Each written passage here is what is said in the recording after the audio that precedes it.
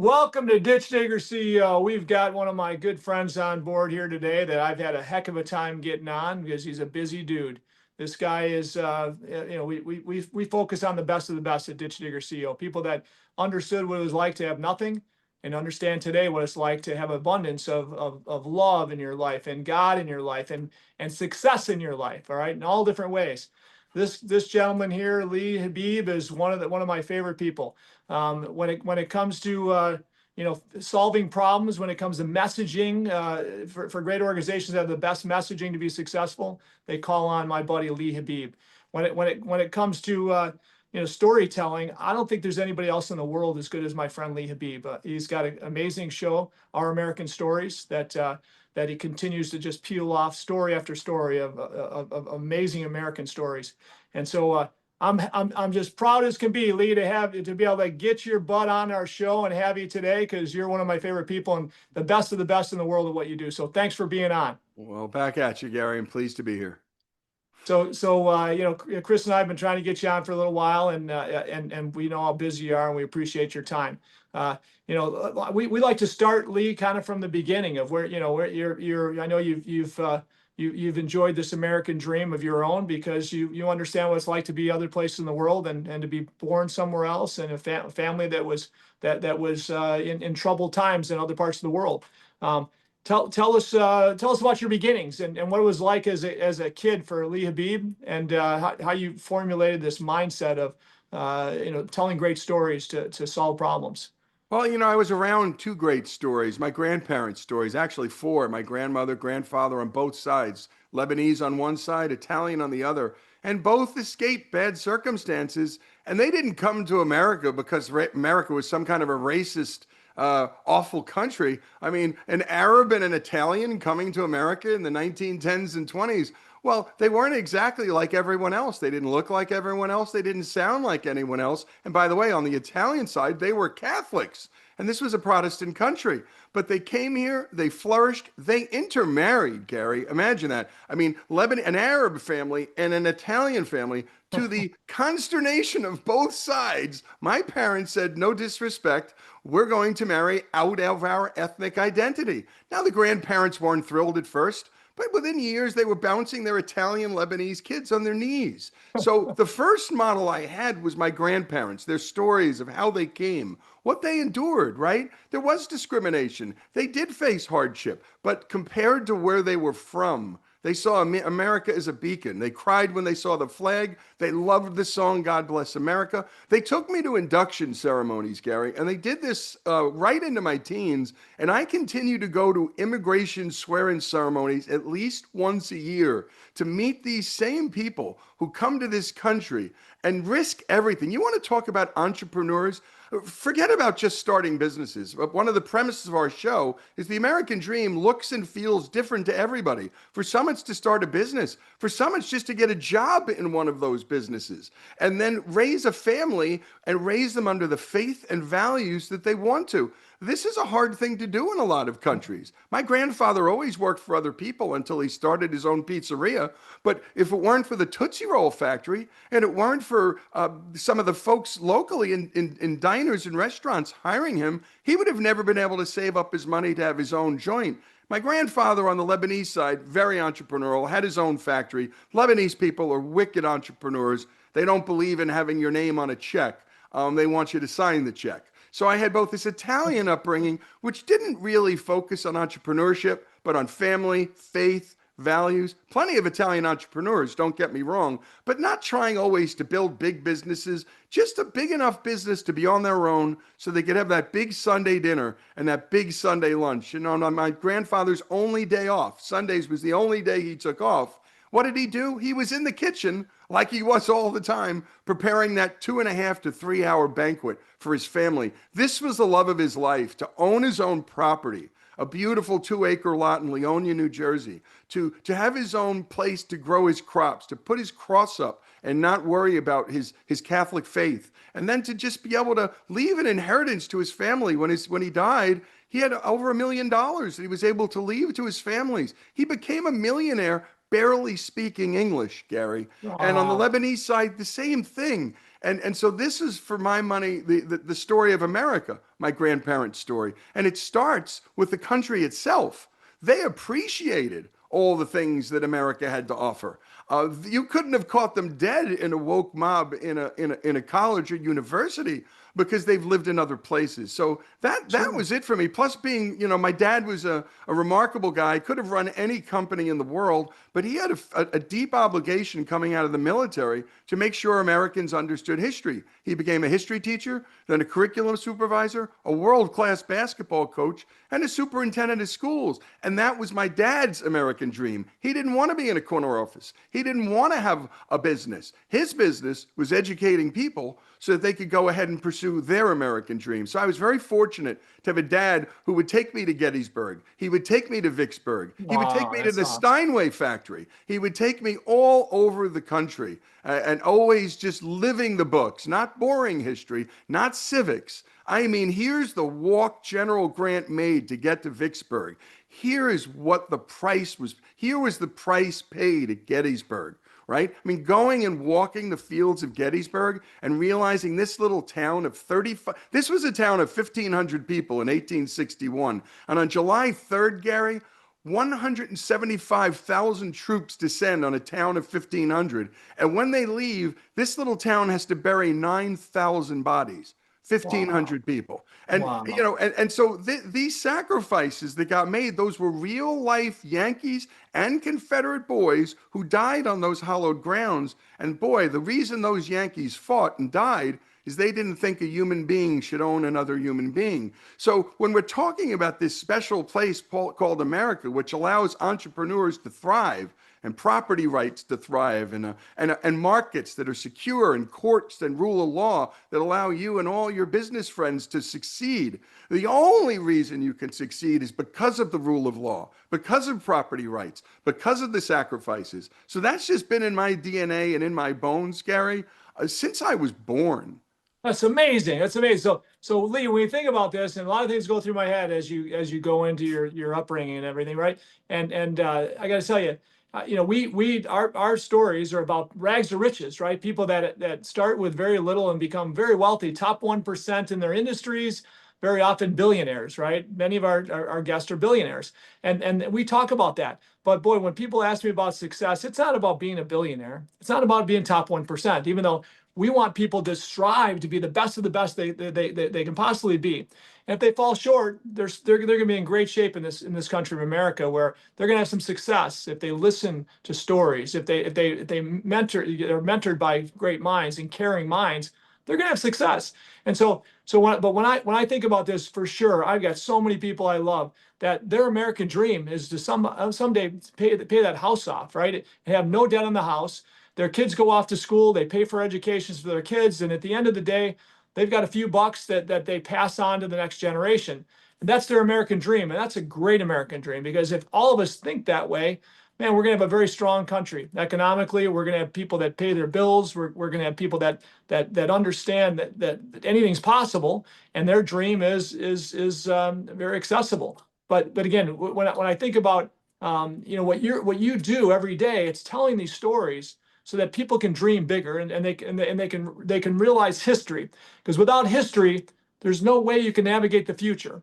And I believe that your stories, even what you just spent 10 minutes talking about, if people understand that what you saw and the vision of what your father had put in front of you, this is why you're successful. This is why you wake up every day with a big smile on your face, and this is why so many people want to be around people like you.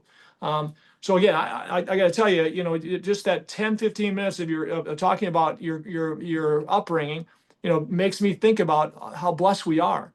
So when we think about being the best of the best, as I'm confident you are, when it comes to the storytelling, when it comes to inspiring people, because without Reagan's ability to inspire others, he's just an average guy.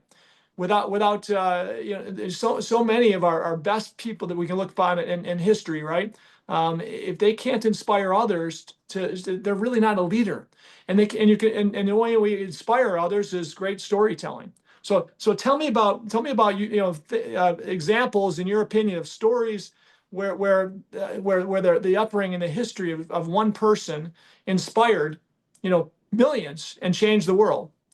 Well, I think about the power of story, right? Because why is story the platform that's lasted forever? I call it the original killer app, right? The story was a killer app. Look at what Jesus did. It was almost all stories. He taught through stories because the power of a story is, look, I'm a Christian. And every time I step into a story in the Bible, I relate to someone different. The prodigal son, well, that I was the son at one point. I was the son who stayed, and I was the good son, I thought. And then when one of my brothers went astray and came back, I was that jerk brother who wasn't happy that the brother had come back. I was the jerk brother who was wondering why my dad was embracing my brother. And I was like, what's going on? But I step into that story and I see myself for better and for worse. This is the power of story. The other power, Gary, is its imitative power. So one of the most powerful stories that hit me as a young man is my dad took me to Annapolis, and this is the place where George Washington surrendered his commission.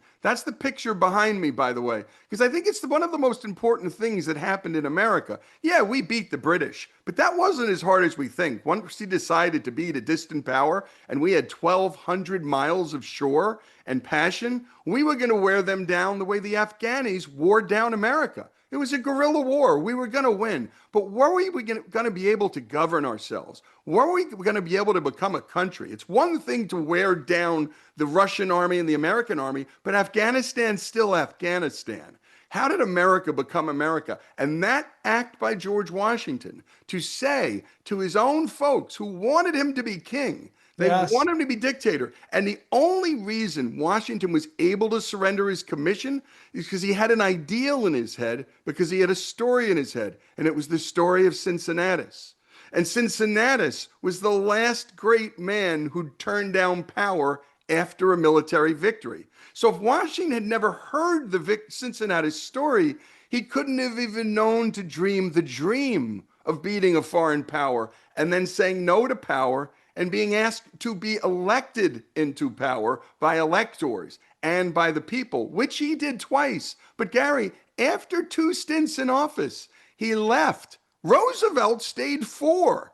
Washington only stayed 2. Yes, He yes. knew after 2, nothing good could happen because it's still a kingdom. He's acquiring too much power. So studying men like this, right? And this goes to all of our business guys, right? Absolutely. There can be that extra business deal you do trying to get extra volume that hurts your integrity and then hurts your company. And growth at any cost can be as dangerous an idea to a company as it can be to a person. So integrity, principle, principle, principle. What we've learned in our business stories, and we've done a bunch, I'd love to share a few, was that almost none of these guys started to do what they did for the money. No. In fact, I don't think anyone starts a business to make more money. I think they want to work for themselves. I think they want to solve a problem. And one of the problems is they want to have no bureaucracy stopping them from dreaming, experimenting, innovating, and failing. Because some people like me, if I haven't failed in 6 months to a year at something, I know deeply that that's the bigger failure, not failing. It's Okay, the so bigger failure. all right, so when I think about what you just said, right? Well, I'm right now advising. So as you know, I ran for governor, and my listeners know I ran for governor in 2022. My lieutenant governor wanted to run for governor as well, and he would have been a great candidate. He's got all the right principles, in my opinion. He loves the idea of a turnaround. He's been a small business guy, but the other candidate that won in that primary also wanted to run again.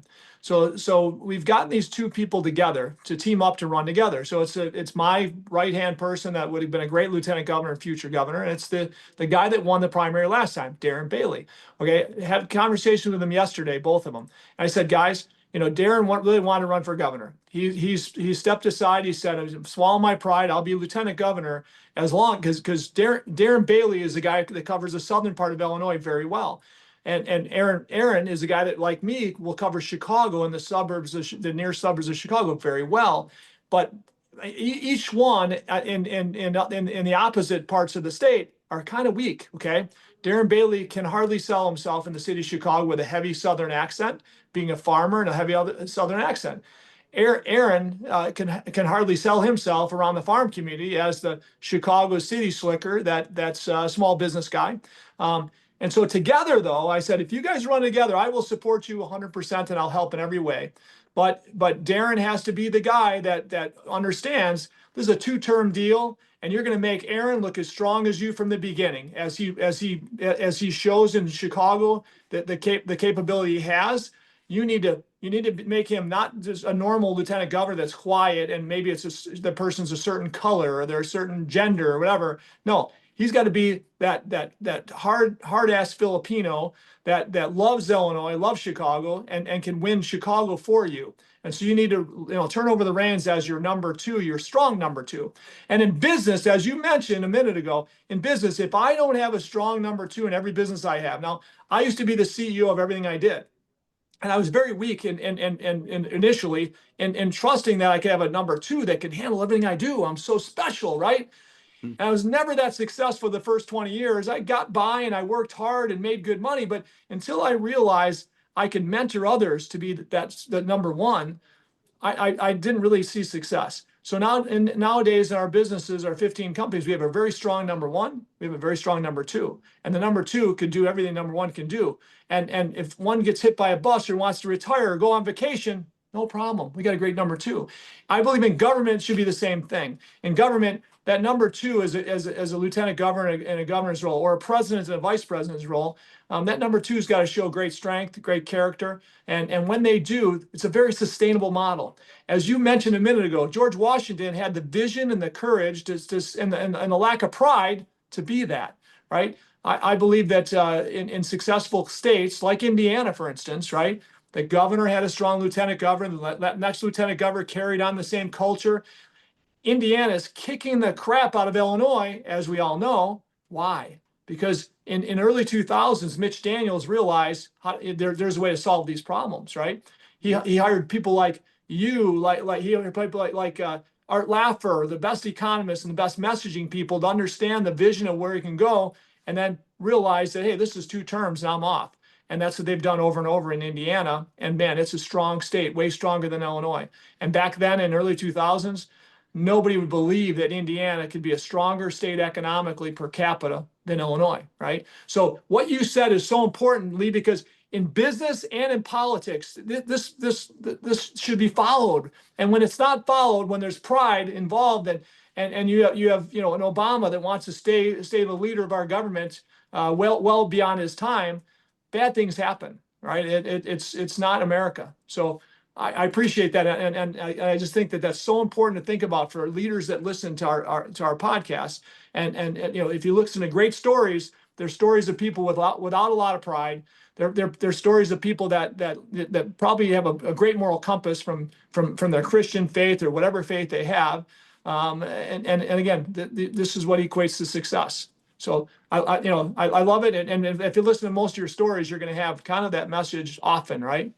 It's a recurring theme. The character theme is really recurrent. It's not perfect characters. There's no such character. Washington had his problems. He had his pride. Everybody has their pride. It's, can you rise above your pride? Can you get past the pride? Because to not have pride at all is strange too, right? I mean, we want pride of authorship, but what kind of pride? Are we willing to share and build teams and share credit? And these are the things and attributes that make for great leadership. And in the end, building great teams, and nothing can be done without great teams. And we tell a lot of stories about great team builders. I mean, our story on the Arsenal of Democracy, which is a remarkable story about American life. Here's Roosevelt right up until the early 1940s, sort of having his way with this new, very deep social state. And he had passed all kinds of programs. The government was entangled in so much. But when we got hit by Pearl Harbor, a lot of his upper cabinet wanted to sort of control the means of production. And Roosevelt basically said, look, I've got my ideas about that, but we've got a war to win. So he went from being a man who was trying to socially engineer America from deep downturns, because he had experienced the Great Depression, and more centralized control, to bringing in Edsel Ford, bringing in the greatest manufacturing enterprises and asking them to solve this problem. And now this was not popular in his cabinet. Like you're giving this reign to the capitalists? What are you doing? What are you doing? And he said, I've got a war to win. I'm here to serve the American people. You know, a couple of years later, Gary, in Michigan, the Willow Run plant, which was built from scratch, the world's largest assembly plant ever made, miles of plant from the ground up. Lots of other American contractors delivering their parts. This is an assembly plant, right? And they were pushing out one B-24 Liberator every 62 seconds. Wow. Capitalism won World War II. If our men were traipsing through France and they heard planes above, they were hoping those were American planes and that we could get dominance in the skies. And so to get dominance in the skies and the seas required tremendous manufacturing capability. Stephen Ambrose, who from the grave does storytelling for us, the great Stephen Ambrose, his estate liked and trusted us so much because we simply refused to be partisan. When we're telling the history of capitalism, we had to talk about what capitalism was like in the early 20th century. The union movement was important in the early 20th century. It gave us the 5-day work week. It gave us overtime. It got rid of 13-year-olds working in factories 70 hours a week. And then, of course, the unions went too far. Right? That's the story you have to tell the American story, not the Republican American story, not the Democrat American story. And what Roosevelt was able to do and what the great men do is they rise above during problems. So many great companies have that moment. Bernie Marcus, when we told his story, there were moments when his company was teetering on the edge of extinction. And there were shortcuts they could have taken, mistakes they could have made to put their company in jeopardy. And we've all been there in our personal lives, our business lives, that valley, that rough point. And that's where we lean on our faith if we have it, or some deep central underpinning of moral authority, either within our community or again in our churches and synagogues. So that's what we write. That Roosevelt story isn't just a story about capitalism. It's not just a story about Edsel Ford. The best of all of the stories came from Stephen Ambrose. It's why the World War II Museum, the best museum in America, hands down, I urge everyone in your audience to go because you'll see this feature of capitalism there. The reason it's in New Orleans and the reason Ambrose taught at Tulane, because there was a guy named Higgins, and Higgins was making all kinds of product in New Orleans. But what Eisenhower needed were amphibious landing boats, boats that could take guys from Navy ships onto beaches. This is no duck walk. And we had to move millions of guys, tanks, everything else from the boat. And what does Higgins do? He transforms his little boat factory into the Higgins boat. Eisenhower said he was the most important American. He didn't fight. He wasn't a general, but he totally re-engineered his factory and was churning out enough Higgins boats for us to deploy our powerful Navy, but get our guys off those ships and all those tanks and all those Jeeps and all that oil and all those manufacturing weapons and all those bullets. And So tell me, Lee, tell our audience, right, what's your opinion on this? But I believe that innovators innovate as there's opportunity for incentive to innovate, right? Innovators innovate when they know that they have opportunity and they're incentivized, and now they're willing to fail. They're willing to get their butts kicked as long as there's opportunity for success. And what we have in this great country of America is small businesses striving to be larger businesses and solving people's problems. When we have a communist, country like we have more of than otherwise, right across the globe, you don't see this. It doesn't happen. China can't, with multitudes of more people than we have here in America, right? They can't innovate fast enough. They have to steal innovation. They have to steal ideas, no matter what. As they're forced into labor, they're forced into jobs and pigeonholed into different careers, right? And without the incentive that capitalists have of success, major success, they'll take a lot of risk. An example is, as you probably know, when it came to landing a rocket on its stage from back on its stage, right? That saved $1 billion. I think think about $1 billion per launch, right? And there's a 20, I was part of this in a thing called Abundance 360, where a bunch of the wealthy technology people got together and said, let's have a prize. It's called the X Prize, right? And this X Prize, we're going to award $20 million to the engineering team that can figure out how to land that rocket back on its stage. $20 million for a solution. It's going to save $1 billion every time a rocket blasts up and lands again, right? But guess what? Because of the people that put it out there, they knew that they'd be partners with them, the Elon Musk of the world, right, or the Bezos, or whoever it is. And so, sure enough, that problem was solved in a matter of a short period of time, a couple of years. And many people, teamed up and spent tens of millions, 20, 30, 40, $50 million. The winner, I think, was somewhere a little less than that $20 million prize. But again, what is that? That's the incentive for entrepreneurs and innovators to think beyond the norm, because they're going to get rewarded, not just with that $20 million prize, but the ability to maybe partner with Elon Musk and now SpaceX, right? So again, the incentives mean a lot for people, especially if your mind is going to work beyond the norm. If your mind's going to work 100 hours a week instead of 40 hours a week, it's probably incentivized to do that. And that's what entrepreneurship is, in my opinion. Well, and one of my favorite stories is about Kem Wilson, and Kem solved multiple problems with his business. He's the founder of Holiday Inn, and he had been a hustler. He'd been doing everything he could to start this business or that business, pinballs, popcorn with movie theaters. Fascinating guy. Well, he's on this trip, a family trip from Memphis, in the station wagon with 4 kids, packs them into the car. He's driving to Washington. This is a, quote, family outing to Washington. But of course, it's not. Dad's going on a business trip. He's just hauling the kids to walk around the mall. But as he's driving along, he's trying to find a hotel room for the kids. Well, it was all mom and pop. The only chains were city chains, a Hilton in all the cities. But there was nothing along the way. So you would drive along. Any of us old enough to remember, you're driving and driving. Dad gets tired. Everyone gets tired. There wasn't a phone.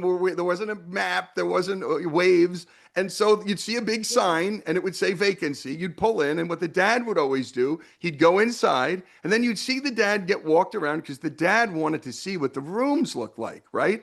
And was prostitution going on there? I mean, who was staying at this place? He didn't want his family. And I remember many times my dad going, nope, we're not staying here. Well, this happened to Kem Wilson 3 times. And so finally they find a place. Everyone's exhausted. And he says to his wife, I know what I've got to do. I want to create standardized hotels around the country. I want an 800 number. I want to make sure there's a Bible in that room, that there's in every room. I want to make sure that it's standardized in size, that there's a quality bed, quality sheets, and I want to make sure that there's a big sign. And when it says vacancy and they see it, they don't have to do the inspection report. And if there's a no vacancy, there's an 800 number they can call right on that phone booth inside the Holiday Inn to find a room nearby. So what do you know? He gets his first 4 Holiday Inns around Memphis, but then he can't get the financing. So here's where the extra layer of entrepreneurship comes in. He really, franchising had always been around, but not to the degree that Kem Wilson perfected it. What he understood was, well, if I can't get the capital to build that next hotel, what I'll do is I'll do the marketing and I'll do the sales, and I'm going to find 3 or 4 doctors in every town who will put up the money, or people who can afford it. But it turned out to be a lot of doctors and dentists and lawyers. And they would put in the money. They weren't hoteliers by any stretch of the imagination, but Kem Wilson would teach their people, their family members, how to run a hotel. And then what Holiday Inn got back in return was a royalty. And there was a pool in every Holiday Inn, because he said most families don't own pools. This can become an oasis. From this problem, 2 problems he had to solve: standardization of hotel rooms, but also how to finance them. And as you know well, Gary, the hotel business is one of the many franchise businesses. 20% of American businesses, the way into the American dream isn't to start the business. It's to park alongside a business. And so that's America has even innovated on these things, including how we thought about capitalism itself. J.P. Morgan, what J.P. Morgan really did for the world, and what people don't appreciate, is that in order to build all those railroads and to get all that steel, we had to have scaled companies without liability. right? Because why does an investor want to put in money only to one day, because of an accident, lose everything? And he creates the modern corporate state. And I don't mean that it's corporatism. I just mean that modern corporations are able to scale and to get a lot of capital. You can't build railroads or airplanes on a shoestring. You need massive amounts of capital. And so what JP Morgan did was solve that problem. People hate him, they love to hate him, but they don't know what he did, which is essentially power the Industrial Revolution and change the way Americans live. Because before then, if you wanted to live on a farm, great. But guys like Henry Ford said to their dad, no disrespect, Dad, I don't want this life. And for the first time in human history, people had a choice not to live on a farm. And this is not a rag on farm and ag life. I'm looking at a bunch of acres myself to live on a little mini farm. I like land, but for everybody who's lived on land and wants to come into the city or wants to pursue some kind of industrial or tech or non-ag game, guys like Henry Ford, Andrew Carnegie, and John D. Rockefeller, these guys changed the country forever. Yeah, they got rich. And by the way, they gave most of their money away. And not out of guilt. They could have kept it and just chased models on super yachts, right? And I'm not saying there's anything wrong if that's your thing, chasing models on super yachts. This is the American dream. Everybody's got their version. Live and let live. And this is, I think, the really remarkable feature of some of the stories we tell. We try to debunk myths and mythologies about how business gets created, right? Who are the people created? Because it's not rich people who create all this wealth. It's fighters, it's underdogs, it's middle-class kids, it's immigrants, the Steinway family. They come here from Germany because Germany wouldn't let them make pianos. They said, no, our guild says piano makers are full. Make up some other instrument. Steinway goes, no, that's okay. Hendrick comes to the United States. 7 generations later, they're still making 95% of concert grands in the world, and they're doing it almost the same way, by hand, every one of them. So that's really, it's so much more than the business. It's even so much more than being the 1%. It's wanting to be the best at what you are, where you are. My granddad, many people said, hey, own it, start another pizzeria, Leo, start another pizzeria. And he was like, one's fine for me. That's my definition of success. One great pizzeria. The people who own Taste of Texas in Houston, amazing steak joint. That family said, one $30 million a year steak joint is enough for us. We want to plug into our community of Houston. We want to love the people and know the people. Some churches have 10,000 people. Me and my family prefer churches with 300 people. We know each other. So some churches are a success at 1,600. Some churches are a success at 300. What I love about the American dream is you don't have to sacrifice excellence with size. You can have excellence and be small. But it's very hard to be big and be mediocre. This is really difficult. But boy, there are so many small businesses we've written about that actually were dedicated to staying small. And forever, because that's part of the American business. Okay, so Lee, but what I like to talk about too is and so for us it's about differentiating the strong. We want world-class differentiation. Whether we find that in technology, we find that in better services, we find that in better relationships, right? Extreme differentiation through technology gain is what we find in most of our businesses that create the most success for us, and then duplicating that over and over again, across the country. That's what we do, and we've learned that from other people. And I had those many of those family trips where we'd drive across the country, and we'd stop. I would have mapped out the best paving contractors I knew in the country, and I'd have a visit to them, and I'd have lunch with them, conversations. I'd get to visit their shops to understand what they're using, what type of equipment, and I'd aspire to be like them, right? Like, have that really nice Caterpillar paver that I couldn't afford at the time. Someday they have that, that milling machine that mills up the pavement and spits it in the truck instead of ripping it out and breaking it out with jackhammers, right? I was inspired by them to be who we are today, right? And again, my family, my family, some enjoyed it, some didn't, and the ones that enjoyed it are probably my business today, and the ones that didn't are doing something else. But overall, it's what you do as an entrepreneur to be the best you can be.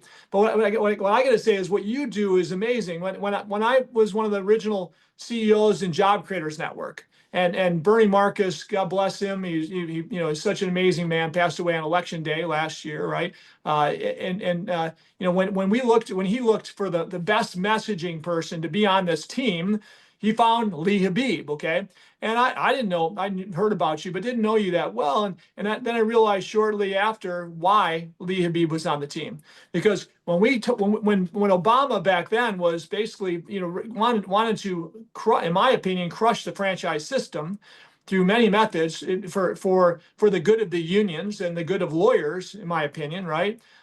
It was you, Lee, who came up with the storytelling to say, okay, let's talk to bureaucrats and legislators about these things, about the history of the franchise system and why it's created this amazing country we're in, right?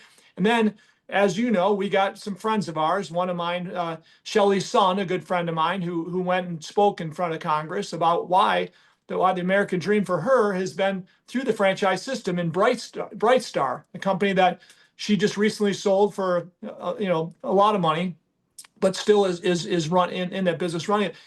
Overall, though, she would not have that dream she had without the franchise system that she was able to participate in, right? And we know story after story after story, great American stories that wouldn't be there if we didn't have the franchise system.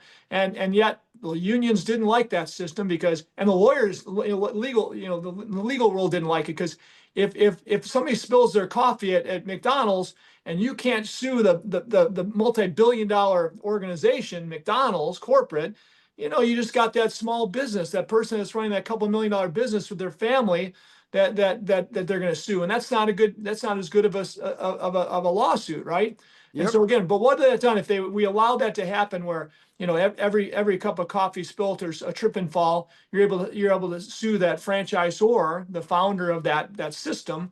You're able to sue them. The franchise system doesn't work because the small business, there's no reason for that franchisor to have small businesses as franchisees. They might as well just do it all themselves. And so again, you were you were the guy that brought that team, our team at JCN, and your team that you were part of, the messaging, the storytelling, and that's what sold. That's what stopped it in its tracks, as you know. And again, so think about the problems and the challenges we've solved in our country because of great storytelling. And is there what other examples can you think of where telling the story and the history of an issue was what enabled us to solve the problem and detour something that would change this system, this entrepreneurial system we have, this free market system we enjoy? Well, the thing we're working on now at Our American Stories, and in conjunction with some high political players and some very high net worth folks, is how do we tell the story of capitalism properly? Because, I love Art Laffer and I love Stephen Moore. I love all those guys. We're still at 54% because we're making economic arguments. And the economic arguments have to be the underpinning, and they have to be sound. And these are great men, but these are not the best carriers of the message of capitalism. And in fact, using the word less and using the story of capitalism more is the answer. And so what I did one day early, and why Bernie Marcus invested in Our American Stories, and we're just now starting to scale and think about only founders. And we're starting a series called the Founder Series inside Our American Stories, connecting the startup spirit of our nation to the startup entrepreneurs throughout our history. Because there is a divine connection, Gary. This was an underdog country. And it was a startup country with a startup military. We didn't have a military. We created it on the fly. It was a bunch of individuals stepping up. And let me tell you, you talk about an entrepreneurial act, forming a little brigade and going up against the mighty British. I'll take that over any CEO that ever did anything in the history of American business, right? It's so crazy. And by the way, they truly risked everything, our framers, right? And so, and many of them lost everything. Many of them did. And look, inside families, everybody says, oh, America's so divided. We told a story about the war inside Ben Franklin's family. So Benjamin Franklin adopts his son, William. Back then, people didn't adopt their bastard children. They sent them off to a home. But no, not Benjamin Franklin. He said, this boy needs a father. He raises him. You see the picture of him with his son in the kite. He takes him to England. Well, his son gets the royal appointment to the royal governorship of New Jersey. This is a plummet cherry for Ben. But Ben is sent over to England to navigate where we are with the British. Are they going to relent on the intolerable acts or not? And Benjamin Franklin's trying to keep the country together. He is no Whig at the time. He's in between. And he finally comes back because the British just treat him like garbage. He finally realizes that these aristocrats are not meritocracy people. They are, in the end, aristocrats and they're king people.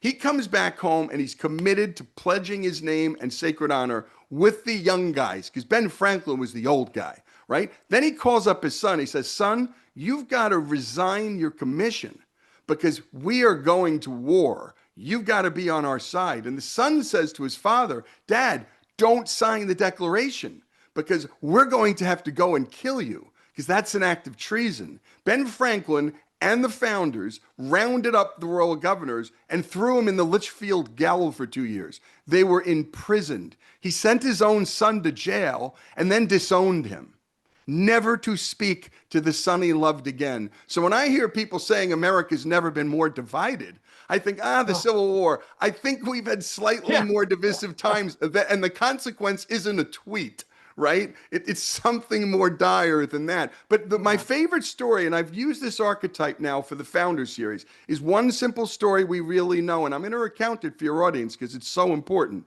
and it's Bernie Marcus's story.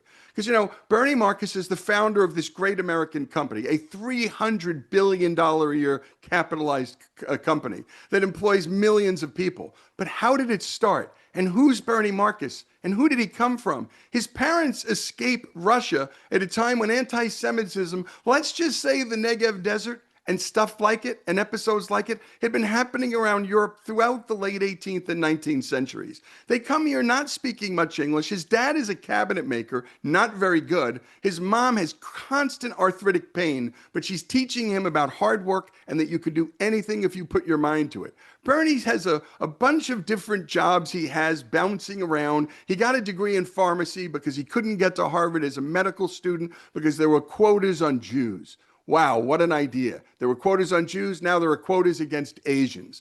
But Bernie bounces around. He becomes a CEO of various retail enterprises. He's at a place in California that's sort of a regional a home improvement place. But the problem Bernie wants to solve, and he keeps telling the owners of this company, is, hey, people keep going over here for wood. They go over there for toilets. They go, by the time the small contractor's done, it's 11 o'clock. He's lost 4 hours of work. So why don't we put it all under one roof? And he added something else. He said, if we do this right and we become direct suppliers, because then we don't need to go to the middleman, we can drive prices low for those guys with construction crews of 50 and under, and they'll be able to compete with the guys like Pulte Homes, because those guys go direct to the mills. And I want the little guys to be able to compete with the big guys. Moreover, we could be their just-in-time inventory guys. We'll know from region to region what wood they need, how many nails they need, and it'll be there. And what do you know? By 7 a.m., Bernie Marcus was already Home Depot was already a break-even proposition. Now he adds in the do-it-yourself movement, right? Teaching moms and families how to lay tile and do all this stuff because they can't afford the contractor. But if someone would teach them how to lay the tile, like Bernie's people taught my mom in the Paramus, New Jersey store, my mom, we couldn't have afforded to do our basement over. My mom turned our basement into over a 2-year period, thanks to the wonderful people at Home Depot and their great handy prices. She was able to solve every problem along the way, especially the cutting of tile. She kept coming back, and those people kept showing her how to do it. And so Bernie does this. He builds up this empire. He employs millions of people. Home Depot pays a ton of taxes, right? Home Depot is one of the most publicly owned, publicly traded companies. By the way, if you had invested in Home Depot in the beginning, you would have had 1,000,000% return, Gary. Let me repeat that.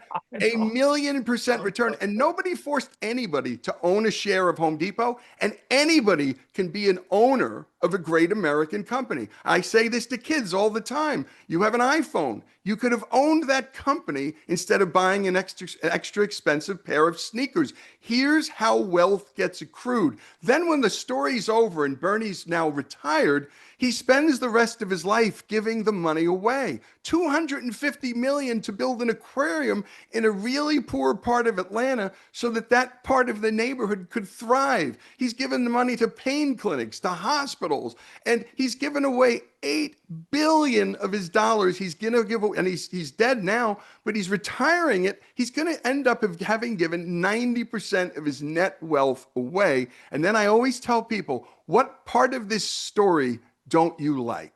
Yeah. Hey, the other thing is this. Here's a guy that risked it all, right? He was a CEO at, was it Handy Dan's, I think it was called, Yes, yeah, and got fired because of political reasons. Some a state's attorney for the state of New Jersey, I think it was, was suing him over bogus stuff. yep. He got fired by his board at like what, 50 years old or 50, 49? 50 years old. He was 50 out of years a old. job. He didn't have a job. He's basically broke, right? Yeah. And he was blessed to get a loan, to talk somebody into a loan. I'm trying to think who it was. I know I've read the book, right? But I mean, this guy started all over again with zero at 50 years old in this great country. He was able to build this amazing business, and by 60 years old went public, right? Um, And you know what, Gary? We always have to remind people that his wealth is in the shares of the company. His wealth is and they don't take it out. Bernie had tremendous amounts of money in Home Depot even after he retired because he didn't want to show a vote of no confidence in the baby he birthed. So when people say, oh, he's a billionaire, I go, he's not walking around with billions in his pockets like a drug lord. This isn't an extraction economy we're creating. The old extraction economies gave capitalism and imperialism a bad name. They'd come in, they'd take your oil, and they'd leave a mess. No, we have imaginative capacities here. We grow. Bernie started something from nothing, Gary.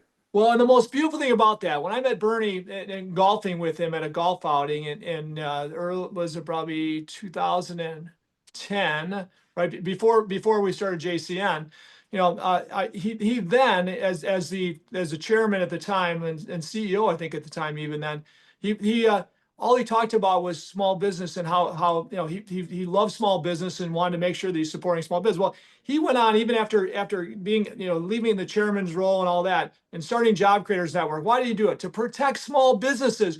Well, if we had every billionaire in our country, every wealthy person in our country, really, if they all would remember where they came from, and if they all remember and support where they came from, boy, it would be incredible. Now, I think that there's a good chunk of them that do, and a good chunk of us that do that. But Bernie was the epitome of that. Even no matter how far away he got from being that small business startup to the billionaire that he was, never forgot about the value of that startup, of that small business. And that's what we did at we still do at JCN, and that's what we do today is fight. Well, you know who his customers were, Gary? His customers were small business guys. Right? They were plumbers, and they were guys with 6 employees or 2 employees or just a family business. But that doesn't mean you stay focused on it with the clarity he did all the way to the end. No doubt, right? no doubt. So often you get away from that. You know what? I don't need it. I'm not a small business person, so do I really worry about them? No, I just got to protect my own hide now, right? That wasn't Bernie. And if we can inspire more people that become successful to continue to realize where they came from, and that it's not all about them, it's not all about us, right? And if we can do that, we're going to have one more quick story about Bernie. So I was saying, what really ticked you off once you went public? Because there's always that public stay private game, right? And he said, well, it wasn't always fun having a bunch of 25-year-olds criticizing what we do. And these quarterly reports, sometimes you got to do the right thing, and it's going to cost you money, and you got to take a hit. He was telling the story of somebody who was a pretty big shareholder privately coming up to him one day and saying, Bernie, I went into one of your stores. My wife went in there to get a new toilet because the thing that you push was broken. And what does your guy do? He's an ex-plumber. He spends 25, 30 minutes with my wife. And instead of selling her a new toilet, he teaches her how to fix the thing for like $10. And it was an hour of his time. What kind of business are you running over there? Why don't you just sell her the darn toilet? And Bernie said, hey, you know what? If you want to give me your shares, I'm going to never sell a toilet to somebody who doesn't need a toilet because trust is what I own. The Home Depot brand is a brand of trust. If I start doing that and I have 300,000 employees, it's going to be no time at all before my commission structures or my incentives. Because let me tell you, you know this as well as anybody, Gary, you put bad incentives inside your own company, right? And you got real problems. I'll tell you the reason I invested in JP Morgan. I'm listening to Jamie Dimon one day. He's very early on at JP Morgan. And there's a big push to close a lot of their retail banks because they're not, quote, efficient or making money. Meanwhile, the credit card division is making a fortune. And they're taking all the credit inside the company and they're taking all the commissions. Well, Jamie Dimon's smart. So he wants to find out the truth. Guess where the leads were coming from? They were coming from the small banks. But the small banks weren't getting any commissions. They weren't getting any credit.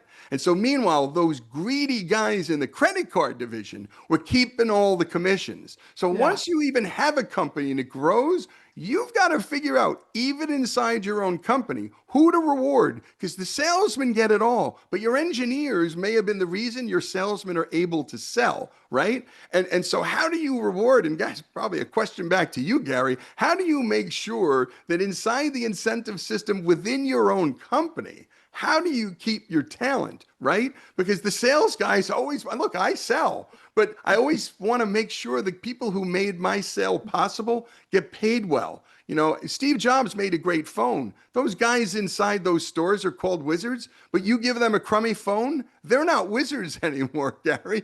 I mean, the product's amazing. The engineering is amazing, and you're in an engineering business. I mean, your paving is of a higher quality. So that means as you're selling it, you're selling the engineer's efforts. You're selling your team's efforts and your execution efforts. So those incentives are important, but we got to remember to make sure that we reward the right people in the right places for the right things. 100%. That's not easy to do because, you know, it's a constant, constant game of understanding value where it's created within your own company, right? Yep. We have great salespeople that sell value and they create great relationships of trust. And you have to reward them when they get out there and bring you new relationships and nurture those old relationships. But they can't sell anything if you're not delivering excellence, right? So those engineers and those production crews are out there busting their butt in 120-degree temperatures, putting 350-degree asphalt down. You got to reward them too, because without them, you can't sell garbage, right? There goes the relationship. There goes the relationship with the customer if it's a crummy job. So we have that, and then we have all these different, 15 different businesses that do business sometimes together, right? Cross collateralized, customers and do business together, and then we got to make sure they're compensated properly in that transaction. But you're exactly right. When you don't compensate properly, you lose interest. When you don't incentivize for success and incentivize for excellence, you lose excellence. Yeah, and recognize. So not just incentivize, you've got to recognize too, because there's intrinsic and there's extrinsic values to your work. And if you're taking care of the extrinsic and not the intrinsic, you've got a problem. Bernie taught me a lot of this stuff because I would always say, and I spent a lot of time with the man, and he said, look, the one problem being really big is it's keeping the culture going is hard. It's much more difficult than a culture where you're right there, but it's possible. And Bernie proved that at Home Depot, that you can keep a culture going through great management. So what an amazing point, right? I mean, we think about incentivizing for success, and we do as much as we possibly can, right? But do we recognize enough? Probably not. Okay, probably not.